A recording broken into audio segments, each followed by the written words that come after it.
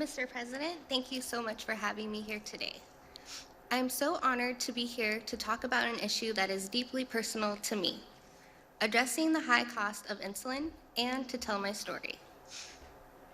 Imagine every day having to ask questions like, should I pay my rent? Or should I risk death by foregoing my medication? Should I buy groceries or my insulin and other necessary supplies related to diabetes? I had to make this choice relentlessly without relief every day. In 2012, at the age of 21, I was diagnosed with type 1 diabetes. Due to unforeseen circumstances, there came a time where I could no longer afford my insulin. I was forced to ration my supply of drug that is as vital to me as water. I felt myself growing weaker and weaker each day. I could actually feel myself slowly dying. One day I was rushed to the hospital where they told me I was in diabetic ketoacidosis, a life-threatening and potentially deadly complication of my illness. I slipped into a diabetic coma and I could have died.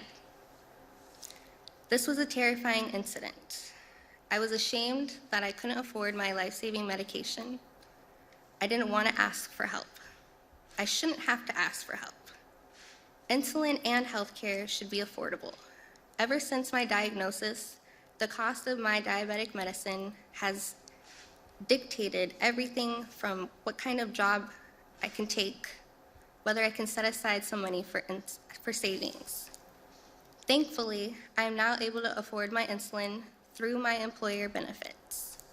I'm fortunate, but I know there are thousands of people facing this struggle. The reality is that 1 in 4 patients with diabetes has had to ration insulin due to high drug pricing. President Biden gets it.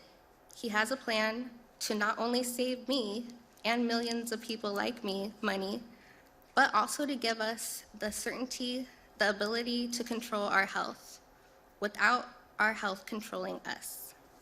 For me, President Biden's Build Back Better Act would mean peace of mind.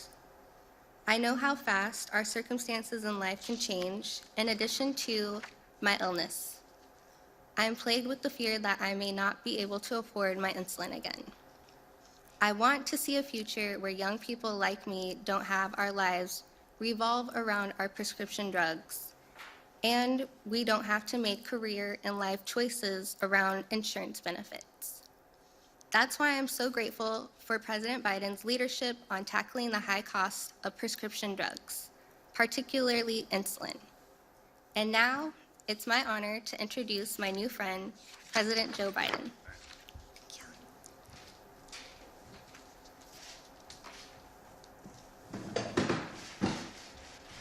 Aisha, thank you very much. Your story is important and for everyone to hear. And thank God you're with us today. Today, I'd like to talk about how we're going to help millions of Americans protect and preserve their health and live with the dignity of knowing that they can care for themselves and their loved ones, all by making the cost of prescription drugs much more reasonable. At the outset, I want to be clear. We acknowledge the groundbreaking, life-saving work that many pharmaceutical companies are doing. Look no further than the vaccines and the treatments they're manufacturing and delivering that are helping fight this pandemic. Our miraculous therapies have, in some cases, turned diseases that were once considered death sentences into treatable conditions. But we can make a distinction between developing those breakthroughs and jacking up prices on a range of medicines which have been on the market for years without making a substantial and substantive change in the medication itself, the medicine itself. Here in America, it will not surprise you to know that we pay the highest prescription drug prices of any developed nation in the world. Let me say that again. We pay the highest prescription drug prices of any developed nation in the world. That may surprise you. What may surprise you is we pay about 2 to 3 times what other countries pay for the same drug. An example, one anti-cancer drug costs $14,000 in the United States. That same exact drug by the same manufacturer costs $6,000 in France. Today, 1 in 4 Americans who take prescription drugs struggle to afford them. Nearly 30% of these patients have skipped doses of essential drugs that they have to take. Others have simply not fulfilled the prescription, tried to use over-the-counter drug and cut pills in half, or because they can't afford the cost of the prescription. You know, even if you think this doesn't affect you, it does. Everyone has less money in their pockets because high drug costs make health insurance more expensive for everyone. There aren't a lot of things that almost every American can agree on. But I think it's safe to say that all of us, whatever our background, our age, where we live, we can agree that prescription drugs are outrageously expensive in this country. It doesn't need to be that way. Under my Build Back Better bill, which is passed the House of Representatives, it won't be the same way. One of the most egregious examples of what's happening with drug prices regarding the treatment of diabetes and the cost of insulin, a drug that people with type 1 diabetes need to take throughout their lives to control their diabetes and stay alive. It's almost exactly 100 years ago that a 14-year-old boy in Canada, dying of diabetes, became the first person to receive an injection of insulin. Today, 1 bottle of this life-saving liquid costs less than $10 to manufacture.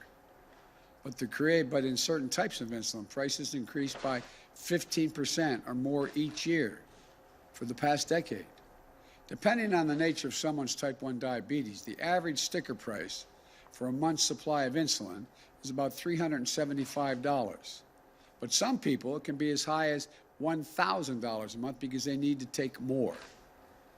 I just met with 2 lovely women we see in front of me today here. And Sarah Skipper was diagnosed with type 1 diabetes at age 5. She has a sister, Shelby, who was diagnosed at age 8. She told me that affording insulin has been the challenge of her and her family's entire life. Sometimes she and her sister ration doses. In 2018, Sarah was no longer covered by her parents' policy. Although she was working 2 jobs, she hadn't met her health care plan's deductible, and insulin was about $1,000 a month supply for her. So she started sharing her sister's insulin from the same vial. At one point, because Shelby thought Sarah had taken her dose, that Shelby cut a dose in half because the bottle was sitting there and it would look like it was half empty. Is that correct? And at that time, she thought, well, I guess what? She hadn't taken it yet. Shelby had been hospitalized as a consequence for 4 days, working 2 jobs, sharing insulin from the same vial in America. Shame on us as a nation. We can't do better than this. Sarah's about to start a new job and doesn't yet know what the insulin will cost. Sarah said, this is a quote, I wish I could make a decision that didn't include diabetes. She shouldn't have to ask such a question. You know, I think about what just happened with Aisha, who's diagnosed with diabetes 3 days before her 21st birthday, having to choose between rent and groceries and medication. Quote, relentlessly, without relief every day was your quote to me. Having to ration her supply and feeling herself, as she says, slowly dying, she ended up in a coma. Think about that.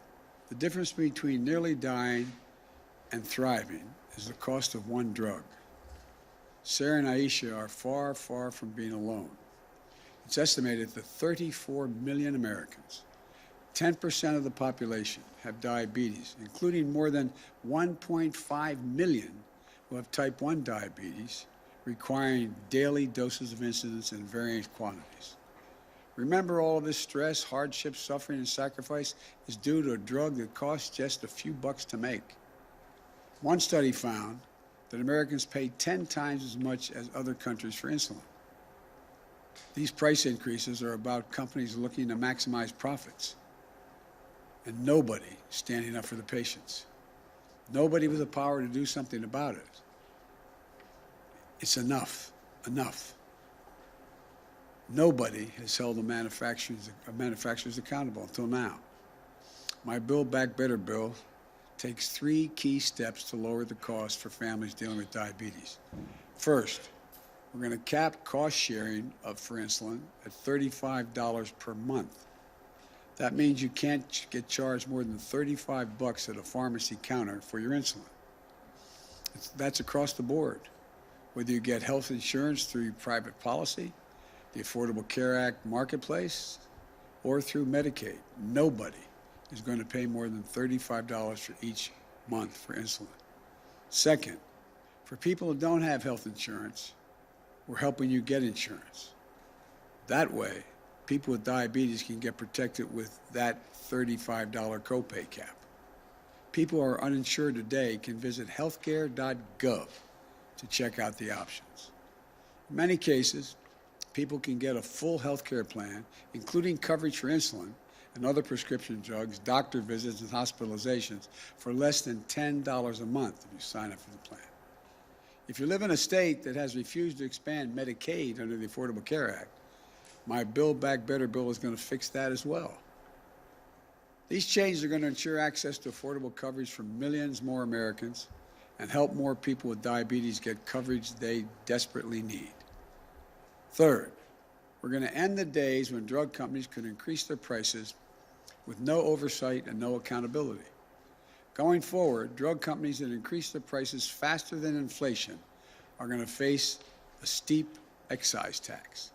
In other words, if we're saying to drug companies, if you're finally doing it because to be accountable, when your prices to the American people go up, you're going to be accountable. This is important, not only from a health standpoint, but from the standpoint of personal dignity. Imagine if you're a parent of one of the roughly 200,000 young people in this country that suffer from type 1 diabetes. Imagine if you can't afford their insulin. It's not only a risk to your child's life, it deprives you of your dignity. Just imagine, as a parent, having a child with type 1 diabetes and not a damn thing you can do about making sure they have it. You've sold what you can sell. You don't have the money to get it done. Well, my plan addresses an additional fear patients face, which is that when their children are starting their careers and are no longer eligible in their parents' health care plan, they'll be able to get insulin they need. Outrageous costs affecting everyone across the board, spanning every kind of condition and disease. I remember what it was like when my mom, when she got older and moved in with us. Her prescription drugs were thousands of dollars on a monthly basis. Fortunately, I had 3 other siblings, and we collectively had the means to chip in, so she didn't have to exhaust all of her savings and sell whatever she had left to make sure she could get her drug costs covered.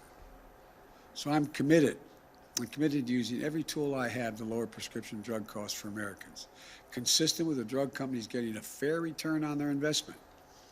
To really solve this problem, we need the Senate to follow the House of Representatives' lead and pass my Build Back Better bill. In addition to the specific progress that the Build Back Better bill is going to make for families facing diabetes, it will also take the additional step of lowering drug costs for people on Medicare. Right now, the only thing Medicare is not allowed to negotiate, they can negotiate the cost of doctor's visits, hospitalization, all the rest. The one thing they can't, as a matter of law, they are not allowed to negotiate the price for prescription drugs. For everything else, doctor's visits, crutches, they can negotiate. My plan gets rid of that prohibition. What I'm proposing is that we negotiate a fair price, one that reflects the cost of research and development and need for significant need for significant profit. But that is still affordable to consumers.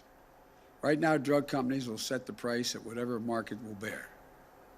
My plan also caps the amount that seniors on Medicare have to spend on prescription drugs each year to no more than $2,000 per year, with Medicaid and drug companies picking up the rest of the cost. And again, our plan says that any drug company can only raise prices based on the rate of inflation and caps insulin cost sharing at $35 a month. So let me close with this. I've long said health care should be a right, not a privilege in this country. And the women I've met with today, and millions like them, are the reason why. People for whom the cost of one drug is the difference between hope and fear, life and death, dignity and dependence. We're closer than ever to passing my Build Back Better bill and providing people suffering from diabetes and so many other diseases the medicines they need and the dignity they deserve to be able to afford them. This is not a partisan issue. Diabetes, Alzheimer's, cancer, so many other diseases, they don't care if you're a Democrat or Republican. It's not about whether or not your loved ones can afford a prescription drug you need.